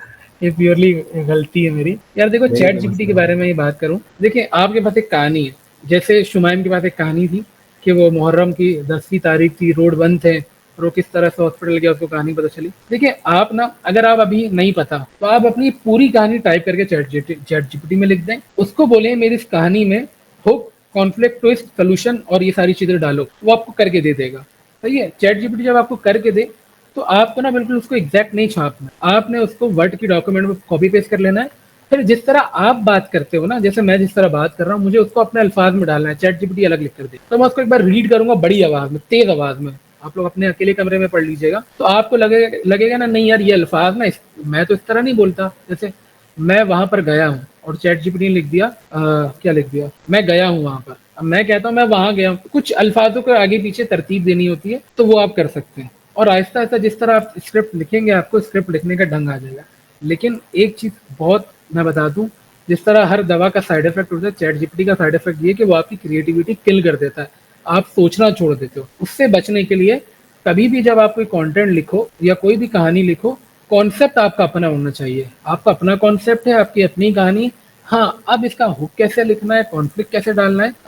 हाँ, जब मैं जैसे इस्लामाबाद पहुंचा, तेज बारिश शुरू हो गई, बिल्कुल अच्छा। तो ये चैट जीपीटी बहुत अच्छा है। देखिए मैं ना, जैसे मुझे पर्सनली लिखने का बहुत शौक है, मुझे कहानियों का बहुत शौक है, लेकिन मेरे आसपास नहीं होता हमेशा ऐसे लोग। तो मैं चैट जीपीटी को कहता हूँ कि act as a storyteller या act as a poet, act as a writer, फिर मुझसे बात कर रहा होता हूँ। कोशिश क्या करें, अगर आपको कहानियां लिखने का शौक है तो सिर्फ चैट जीपीटी से कहानी लिखवाया मत करें, उससे बातें करें कि यार अच्छी कहानी कैसे होती है, क्या होता है, क्या नहीं। और मैं आखिर में बताऊंगा कि अच्छी कहानियां लिखने के लिए आपको किसको सुनना चाहिए, किसको नहीं सुनना चाहिए। दूसरी चीज यार, ये तो विजुअल या एआई, खैर आप लोगों ने अगर मेरी लेटेस्ट वो देखी होगी वीडियोस, उसमें मैं एआई का यूज कर रहा हूँ। वो मैं कैसे बनाता हूँ भाई, वो एआई क्यों यूज कर रहा हूँ पहले वो बताता हूँ आप लोगों। मैंने एक रिसेंट वीडियो बनाई है, एक माँ और बेटी की कहानी वाली, वो आप लोग देखिएगा। वो जो मैंने स्टोरी लिखी ना, वो स्टोरी भी इतनी मजेदार लिखी मैंने, जिसको कहा उसको उसने तारीफ की। लेकिन अब उसको विजुलाइज करने के लिए वो शूट अगर मैं करता ना, वो 2-3 दिन का शूट हो जाता, फिर मुझे इसमें फीमेल एक्टर हायर करनी पड़ती, मुझे हॉस्पिटल में शूट करना, तो प्रोडक्शन कॉस्ट बहुत बढ़ जाता। उस कॉस्ट को बचाने के लिए मैंने अपनी कहानी जो है एआई के फॉर्म में सुनाई। आपने देखा होगा कि मैं ही उस कहानी में। तो मैंने इमेज जनरेशन के लिए चैट जीपीटी यूज किया था, इमेज जनरेशन के लिए गूगल विस्क यूज किया था, ये दोनों फ्री हैं। लेकिन इमेज टू वीडियो करने के लिए मैंने क्लिंग एआई यूज किया था, वो पेड है। लेकिन खैर वो बात की बात है। अभी आप लोग देखिए फ्री एआई टूल्स कितने हैं, कौन फ्री इमेज जनरेट कर सकता है, कौन से फ्री इमेज टू, क्योंकि हम में से बहुत सारे लोग भाई जाकर पूरा सीन शूट नहीं कर सकते, तो एआई से ये बहुत अच्छा फायदा है। खैर ये बात के बाद सबसे इम्पोर्टेंट बात, अभी मैं आप लोगों ने एक बात बताता हूँ। वैसे खैर अभी कुछ दिन पहले कराची में ना एक इन्फ्लुएंसर लाउंज हुआ था, उसमें हुआ क्या था, 40 कंटेंट क्रिएटर्स थे जो कंटेंट बनाते हैं, सही है, वो उस टेबल उस जगह पे मौजूद थे। और ना वो राउंड टेबल था, मतलब हर 10 मिनट के लिए 4 क्रिएटर एक टेबल पे बैठेंगे और टेबल में एक टास्क लिखा हुआ, उस पर बात करनी है। बहुत प्रोडक्टिव वो सेशन था, वकार सिद्दीकी ने किया था। अच्छा, वहां पर ना कुछ कंटेंट क्रिएटर ऐसे भी आए थे जो बहुत इन टर्म्स ऑफ एथिक्स, देखिए वैसे अगर मैं कहूँगा चीप कंटेंट बनाते हैं तो फिर कहूँगा सबका चीप अलग अलग होता है, लेकिन इन टर्म्स ऑफ एथिक्स या मॉरल्स वो चीप कंटेंट बनाते हैं वो लोग। उसमें एक बच्चा भी आया हुआ था, खैर वो मेरी टेबल में बैठा हुआ था एक, खैर जाने दे। फिर ना एक और क्रिएटर आया, वो भी मैं उसको इतना पसंद नहीं करता हूँ, उसने आकर कहा कि भाई बातें करने लगी ना कि कंटेंट बनाना चाहिए, इसमें बहुत पैसा है, ये देखो ये बच्चा भी बहुत पैसे कमाता है, बच्चे को बुलाया, हाँ भाई तुम कितने पैसे कमाते हो? तो बोला मैं 3 लाख कमाता हूँ।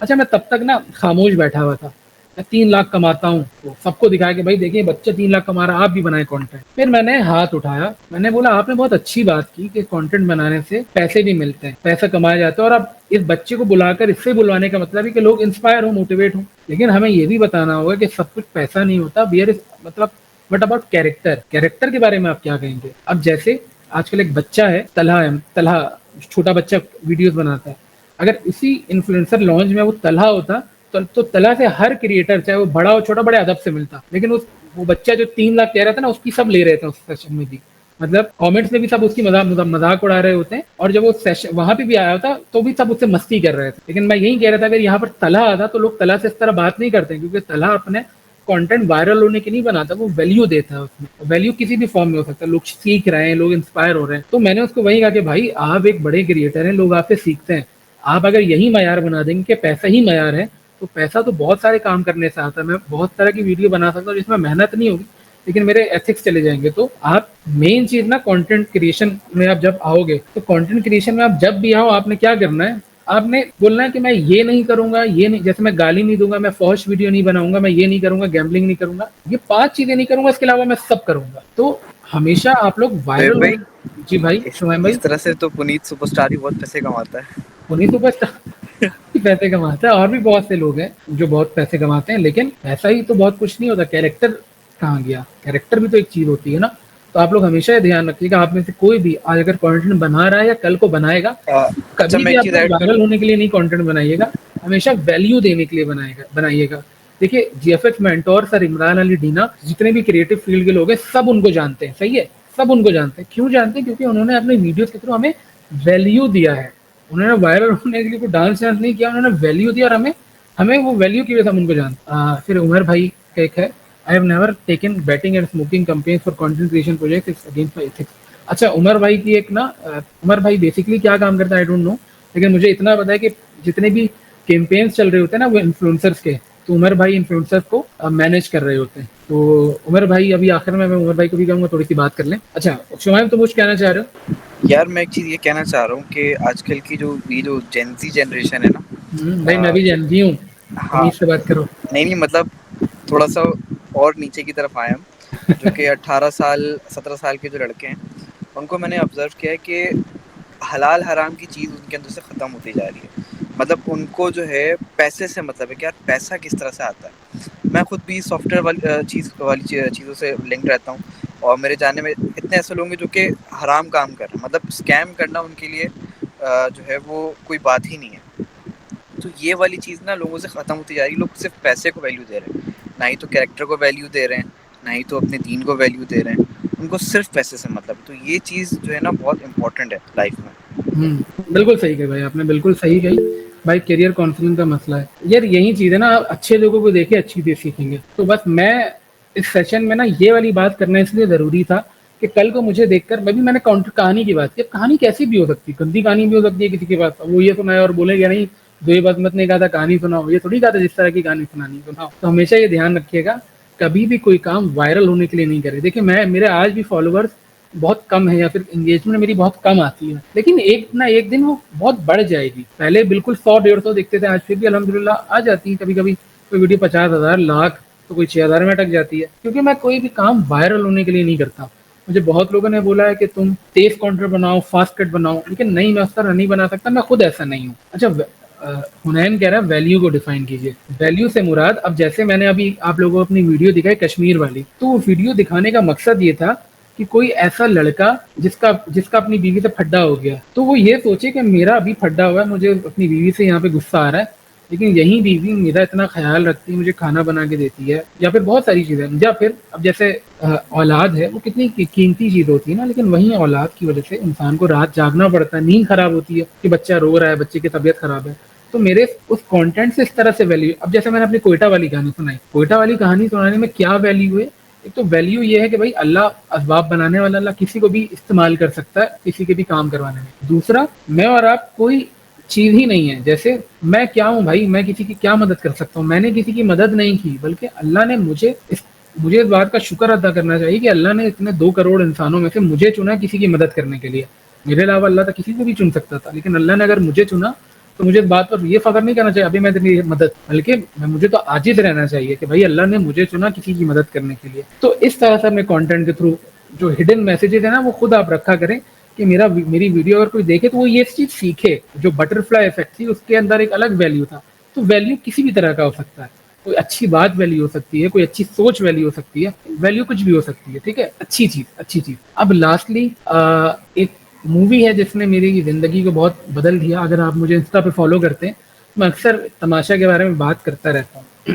मैंने तमाशा ना 2017-18 में देखी थी और मुझे समझ नहीं आई थी, क्योंकि तमाशा मूवी देखने वाले 2 हैं, एक तो जिनको बहुत अच्छी लगती है और जिनको बहुत अच्छी नहीं लगती। जिनको बहुत अच्छी नहीं लगती ना, वो अपने ज़िंदगी के बहुत अच्छे फेज़ में होते हैं क्योंकि वो रिलेट ही नहीं कर पाते हैं, और जिसको ये मूवी अच्छी लग गई इसका मतलब है कि उसकी ज़िंदगी में बहुत गड़बड़ चल रहा है। तो तमाशा जब मैंने पहले देखी मुझे समझ नहीं, क्योंकि मैं उस फेज़ में नहीं था, लेकिन अभी रिसेंटली मैंने 2025 के जनवरी में तमाशा देखी और ये इतने जोर से लगी है ना मुझे ये मूवी कि मैं बता नहीं सकता। तमाशा आप लोग देखिएगा, बहुत सुकून के साथ देखिएगा। हो सकता है आपको बोरिंग लगे। फिर तमाशा के ना आप लोगों ने जब तमाशा देख लिया ना, तो उसके जो डायरेक्टर है इम्तियाज अली, उसकी और मूवीज है लैला मजनू में, वो भी देखिएगा आप। तमाशा के जो डायरेक्टर इम्तियाज अली, वो राइटर है, उनके पॉडकास्ट सुनिएगा तो आपको समझ आएगा कि स्टोरी को किस तरह कंस्ट्रक्ट करना है, स्टोरी को किस तरह निकालना है। इम्तियाज अली की एक मूवी है रॉकस्टार, मेरी सबसे फेवरेट मूवी है रॉकस्टार। उसके बाद तमाशा, उसके बाद लैला मजनू। कभी कभी मुझे क्रिएटिव किक चाहिए होता है ना, तो मैं इम्तियाज अली की मूवी देखता हूँ, स्पेशली तमाशा देखता हूँ। इसके जो सॉन्ग्स हैं, चाहे सफरनामा, हमने अक्सर सुना होगा सफरनामा, हमें ऐसा लगता है कि सफरनामा ट्रैवलिंग के ऊपर है, जबकि वो ट्रैवलिंग के ऊपर वो सॉन्ग है ही नहीं, वो खुद की तलाश के ऊपर मूवी है, वो सॉन्ग है। इसके जो राइटर हैं गाने के इरशाद कामिल, उन्होंने जो सॉन्ग लिखे हैं वो बहुत कमाल है। तो तमाशा बहुत मज़ेदार मूवी है, देखिएगा आप लोग। और सबसे आखिरी, everything that need to be said has already been said, but since no one was listening everything must be said again. हम आज भी बहुत सारे कंटेंट, बहुत सारी कहानियां वो सुनते हैं जो शायद 200 साल पहले हमारे दादा के दादा ने सुनाई होगी, लेकिन आज के दौर में वो नहीं सुनी किसी ने, वो चीज दोबारा कही जा सकती है। तो मैं फिर से आप लोगों को कहूंगा कि आप लोगों की स्टोरी दुनिया ने नहीं सुनी, आपके स्ट्रगल या आपने कुछ सीखा हो तो आपकी कहानी दुनिया सुनना चाहती है, लेकिन सुनाना कैसे है वो आपके ऊपर है, वो स्किल है, वो जो आपने सीखना है। आपके पास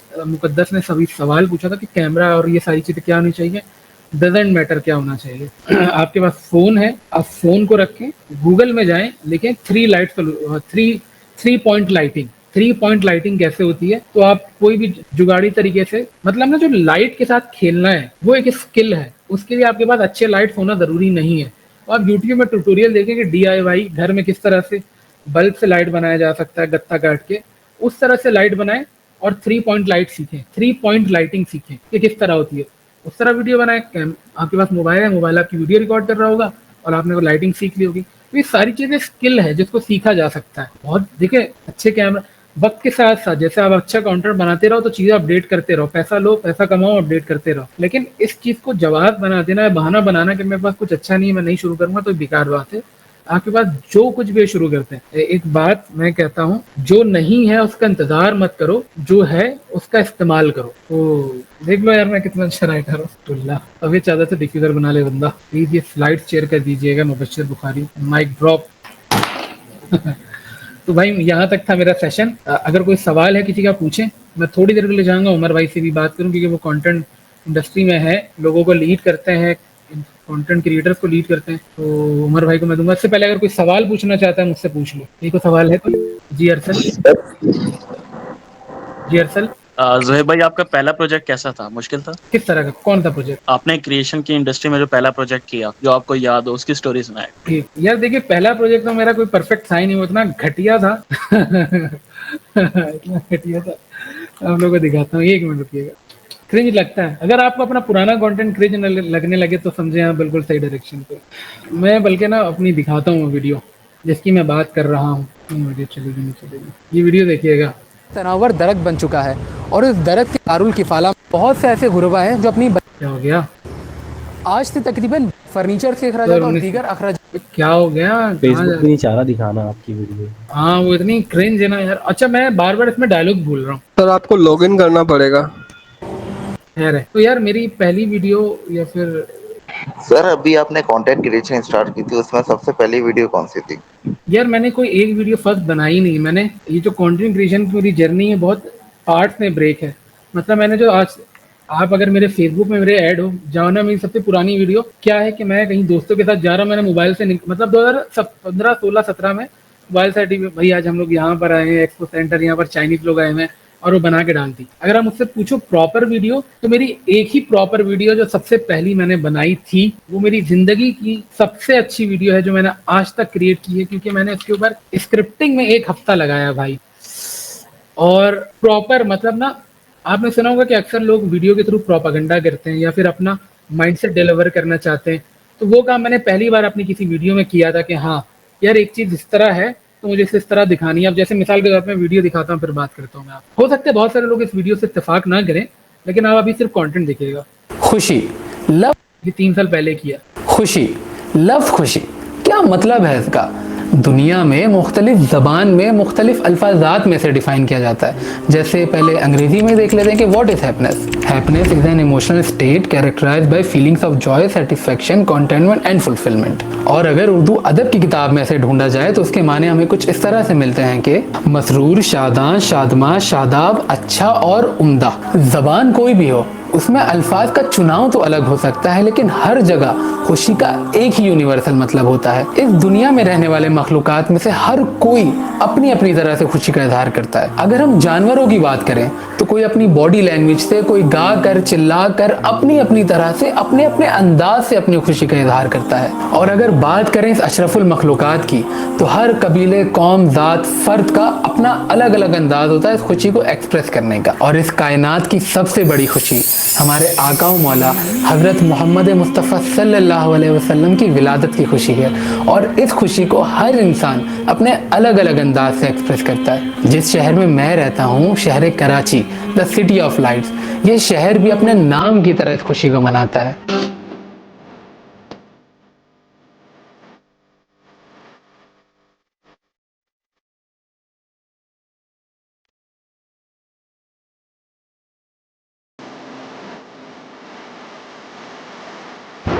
लेकिन एक जहन में सवाल आता है कि ये बिल्डिंग और बेंगलों में जो लाइट्स लगी हैं, इनके जो अखराजात हैं इनके मालिकान उठाते होंगे, लेकिन जो सड़कों में लाइट्स लगी हैं ये कौन सी लाइट्स होती हैं? क्या चोरी की लाइट्स है? होता कुछ यूँ है कि कराची इलेक्ट्रिक के पास जो है वो ईद मिलादुन नबी का एक टेम्पररी अकाउंट खोला जाता है, जिसमें हमें जो बड़ी बड़ी रोड्स होती हैं और जो बड़ी बड़ी बिल्डिंग्स होती हैं उन पे जो लाइटिंग की जाती है उसके लिए हमें एक पावर सोर्स चाहिए होता है ना, एक अच्छा पावर सोर्स चाहिए होता है। और ये सारा पावर सोर्स जो है वो थ्रू कुंडा आता है, जिसको नॉर्मली लोग कुंडा कहते हैं, मगर वो लीगलाइज होता है, वो लीगल कुंडा होता है।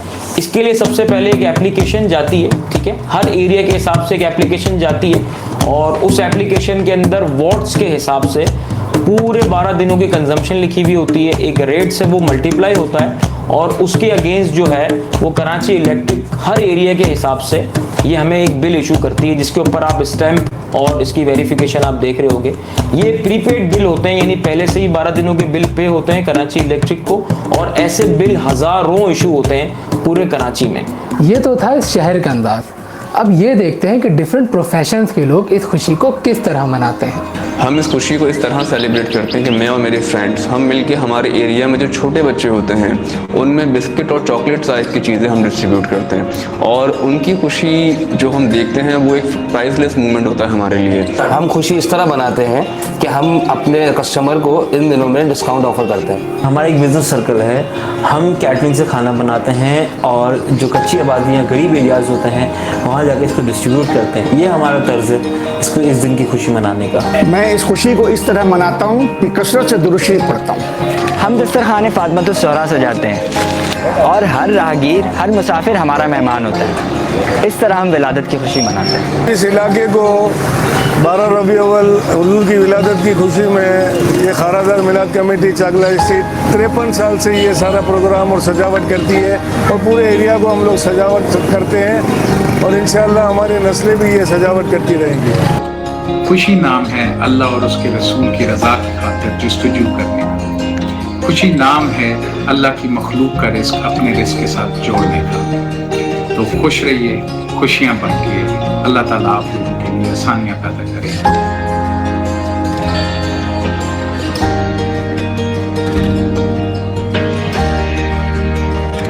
तो देखा आपने किस तरह मुख्तलिफ लोग इस खुशी को मुख्तलिफ अंदाज से मनाते हैं। अब आप बताएं, आप इस खुशी को किस तरह मनाते हैं? फिदा का उम्मी व अबी व क़ल्बी व रूही या सय्यदी या रसूल अल्लाह। तो ये वीडियो मेरी ऐसी है जिसको मैं आज भी कहता हूँ कि मेरी बहुत अच्छी वीडियो। अच्छा, अब आप इस वीडियो से अपने अपने आप के अकीदे होंगे, आप इससे इख्तिलाफी राय कर सकते हैं। हाँ, मैं वीडियो को देख के इमोशनल हो जाता हूँ। अब देखिए वीडियो के पीछे ना मेरे थॉट्स क्या थे, और मैं आपको समझाता हूँ कि वीडियो कितना पावरफुल प्लेटफॉर्म वो है। अब जैसे ना कराची में जो ये रबीउल अव्वल आता है ना, तो 12 दिन के लिए हर जगह लाइट्स लग जाती है। तो एक चीज़ बड़ी कॉमन थी कि लोग कहते थे कि यार ये कुंडे से लगती है और इस तरह ये कैसी खुशी मनाई जा रही है हुजूर के नाम पर जिसमें चोरी की जा रही है। तो मुझे इस एड्रेस को भी मुझे केटर करना था कि ये चोरी की नहीं होती। फिर प्लस अब देखें, जहाँ अच्छा है ना वहाँ असल की नकल होती है, हमेशा नकल जो है ना असल की ही होती है। अब जैसे पाकिस्तान दुनिया भर में दहशतगर्द जो है अपने आप को मुसलमान कहते हैं। अब लोग क्या कहते हैं कि लोग ये समझते हैं कि मुसलमान ही दहशतगर्द होते हैं, ऐसा है ना।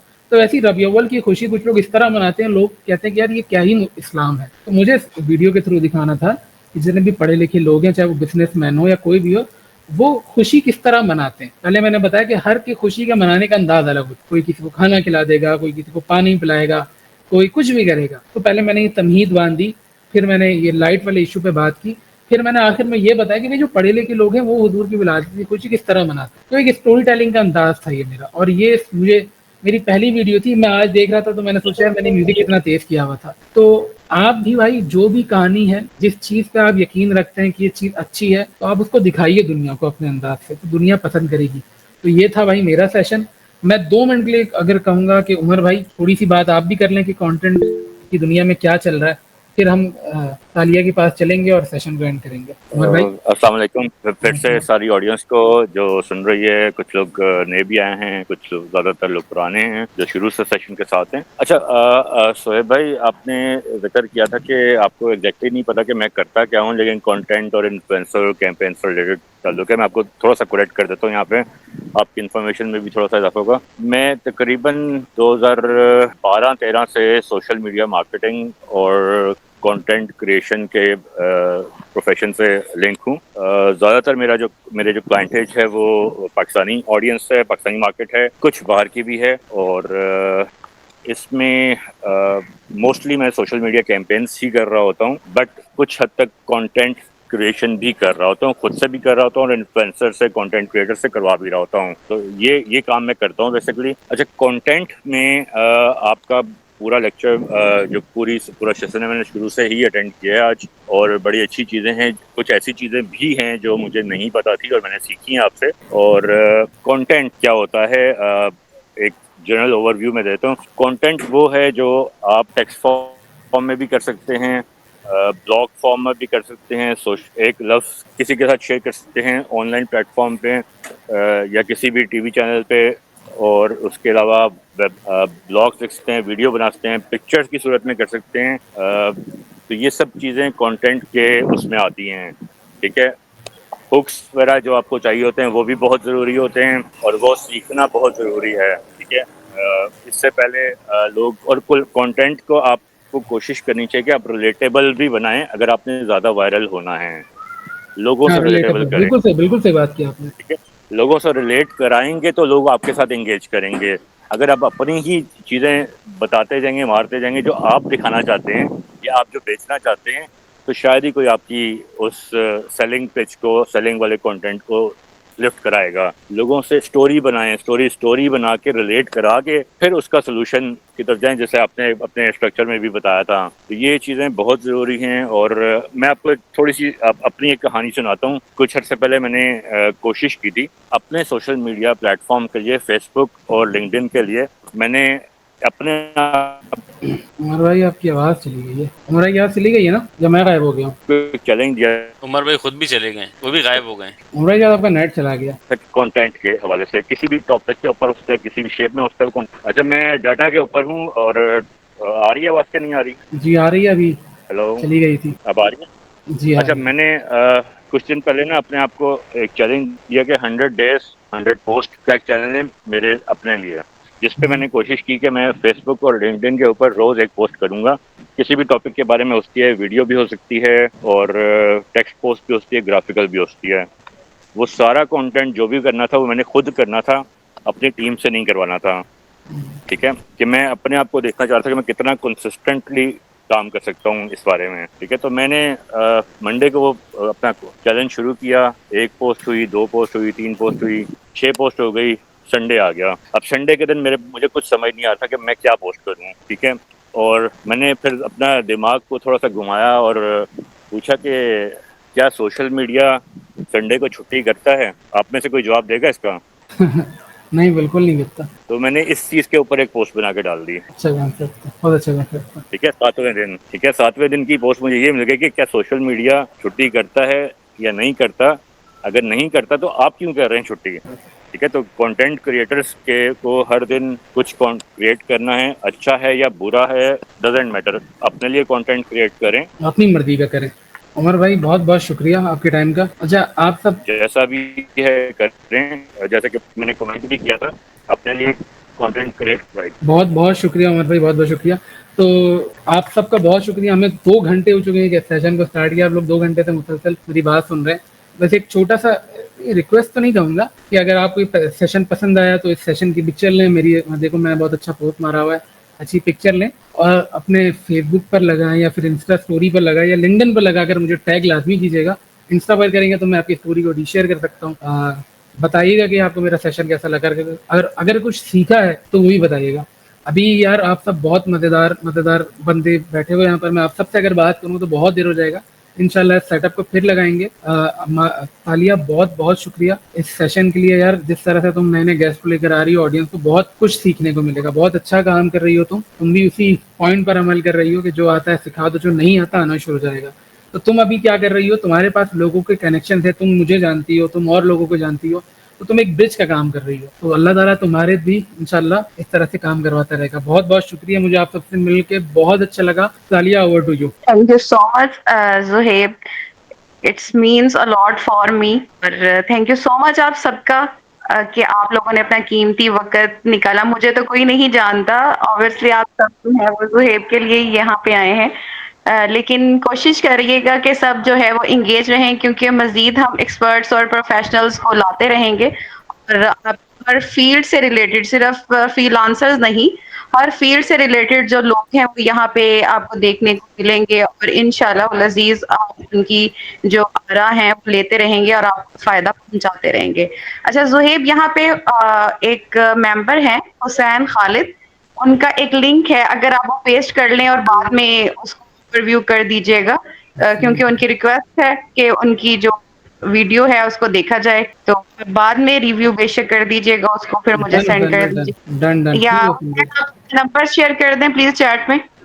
8 मिनट की वीडियो है ये, मैं इंशाल्लाह इसको देखकर तालिया आपको वॉइस कर दूंगा, आप इनको भेज देना, ठीक है ना? जी ठीक है। हुसैन अपना नंबर शेयर कर दीजिए प्लीज चैट में, अगर पॉसिबल है आपके लिए, या मैं आपको अपना नंबर यहाँ पे चैट में शेयर कर देती हूँ। सर लास्ट 2 क्वेश्चन है, ले लेंगे? जी जी, बोलो बोलो। सर ये क्वेश्चन था कि ना बंदे बोलते कि आप निश में जाओ, टैग निश में वहाँ जाओ, तो हम निश में जाके फंस नहीं जाएंगे? हम तो स्टोरी टेलर हैं। बस सही मत था तो मत जाओ निश पे। अच्छा, और सर सेकंड ये सवाल था कि माइक और है ना कैमरा हमारा तो आपके पास बेहतरीन है, तो मोबाइल में कोई ऐसी ऐप है क्या है जो हम यूज करें? मेरे पास भी कोई बेहतरीन कैमरा इक्विपमेंट नहीं है, मेरे पास एक ही कैमरा है सोनी का। लेकिन मैं जब भी ब्रांड के साथ काम करता हूं तो मैं आपको बताऊं कि अभी तो मुझे बहुत ज़्यादा पैसे नहीं मिलते अल्हम्दुलिल्लाह, लेकिन अच्छे मिलते हैं। तो मैं अपना जो भी बजट है ना उसका 50% या कभी कभी उससे ज़्यादा सिर्फ अपने क्वालिटी पे खर्च कर देता हूँ, चाहे प्रोडक्शन हो और पोस्ट प्रोडक्शन हो। मैं क्योंकि इससे होता क्या, फिर मुझे और भी काम मिल रहे होते सामने से क्वालिटी को देखकर। अच्छा, अभी आप लोग क्या करें यार, अभी ना सबसे अच्छा अगर आपको करना है तो बोया M1 एक माइक आता है तार वाला, वो आज भी इंटरव्यू रिकॉर्डिंग में यूज होता है। वो बेहतरीन आपकी आवाज रिकॉर्ड करता है, वो आपके फोन में भी लग सकता है, कैमरे में भी लग सकता है। कैमरा क्वालिटी कॉम्प्रोमाइज हो सकती है, ऑडियो क्वालिटी कॉम्प्रोमाइज नहीं होनी चाहिए। बिल्कुल ऐसा ही। तालिया, अपने प्लेटफॉर्म के बारे में बता दें ताकि लोग आपसे जुड़े रहें, आपके प्लेटफॉर्म से भी। जी बिल्कुल, वैसे तो मैं एनिमेटर हूँ, फ्रीलांस एनिमेटर हूँ, और अभी जो रिसेंटली हमने TZDH स्किल नेस्ट जो है वो स्टार्ट किया है, कम्युनिटी की तरह है। तो इसको आप इंस्टाग्राम, फेसबुक जहाँ पे भी जाके सर्च करेंगे, मेरी प्रोफाइल भी अगर आप सर्च करेंगे तो आपको फौरन मिल जाएगी। तो तालिया मेरा नाम से आप सर्च करें, मैं तो चैट में भी पूरा अपना नेम वगैरह सेंड कर देती हूँ, तो वहाँ से भी आपको इसके लिंक जो है वो मिल जाएंगे इंशाल्लाह। कम्युनिटी व्हाट्सएप कम्युनिटी है, उसको भी आप ज्वाइन कर सकते हैं। सही है। अच्छा, एक चीज, मैं ज़रा स्पीकर खोल लूँ और आप सब अपने माइक खोल लो, मैं अपने उसमें पूछूंगा कि आप लोग को सेशन कैसा लगा, तो आप लोग सब चीखना चिल्लाना ऐसे। अच्छा यार, अभी हमारा तकरीबन 2 घंटे हो गए, सेशन अल्हम्दुलिल्लाह हमारा कंप्लीट हो गया। आप सबको कैसा लगा भाई सेशन? सर मजा आ गया यार एक ही बंदा सीखा यार, सेशन था अमेजिंग। जी सर, बहुत इन्फॉर्मेटिव था। जो खास तौर के जर्नी में आना चाह रहे हैं या ख्वाहिश रखते हैं कंटेंट क्रिएशंस की, उनके लिए बहुत इन्फॉर्मेटिव था। बहुत और ये शुक्रिया। हम चाहते हैं कि कम से कम वीकेंड के अंदर आप इस तरीके से सेशन करते रहें, ताकि कनेक्टिविटी भी रहे और हमें भी कुछ सीखने को मिलता रहे आपसे। इंशाल्लाह मुझे भी बहुत अच्छा लगा यार आप सबसे बात करके, बहुत शुक्रिया। ठीक है तालिया, इजाज़त चाहूँगा मैं। और थैंक यू सो मच जी, थैंक यू ज़ुहैब। ठीक है जी, बहुत शुक्रिया, दुआ में याद रखिएगा।